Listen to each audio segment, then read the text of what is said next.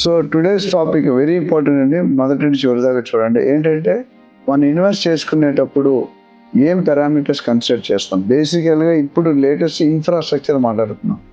Connectivity మాట్లాడుతున్నాం. Developments మాట్లాడుతున్నాం. ఇవన్నీ చూసుకుంటే మనకి అప్రిసియేషన్ వస్తదా రాదా? లాస్ట్ 5 ఇయర్స్ అప్రిసియేషన్ ఎంతొచ్చింది? నెక్స్ట్ 5 ఇయర్స్ అప్రిసియేషన్ ఎంత రావచ్చు? ఇది వెరీ వెరీ ఇంపార్టెంట్. ఎందుకంటే ఈ ఇన్వెస్ట్‌మెంట్ లాజిక్ తెలియకపోతే మా దగ్గర నా 30 ఇయర్స్ ఇండస్ట్రియల్ ఎక్స్‌పీరియన్స్‌లో 30,000 మంది పైగా బయర్స్‌ని ఇన్వెస్ట్‌ని గైడ్ చేశాం. సో, మీకు ఇన్వెస్ట్‌మెంట్ చేయాలనుకుంటే సరిగ్గా లాజికల్‌గా ఏ ఏరియాలో పెట్టాలి? గ్రోత్ కారిడార్ అంటే ఏంటి? ఏ జోన్‌లో పెట్టకూడదు? ఎఫ్‌టీఎల్ బఫర్ జోన్‌లో పెట్టకూడదు? ఎక్కడ పెట్టాలి? అప్రూవల్స్ ఏముండాలి? హెచ్ఎండీ, డీటీసీపీ లేదా ఎఫ్‌సీడీ ఇవన్నీ ఉండాలా లేదా? సో, మీకు ఉన్న రిక్వైర్మెంట్ బట్టి, మీ పర్పస్ బట్టి, మీ బడ్జెట్ బట్టి, మీ కెపాసిటీ బట్టి, డెవలప్‌మెంట్ బట్టి అప్రిషియేషన్ ఫ్యాక్టర్ ఇంపార్టెంట్‌గా చూస్తాం. బిల్డర్ రెప్యుటేషన్ చూస్తాం.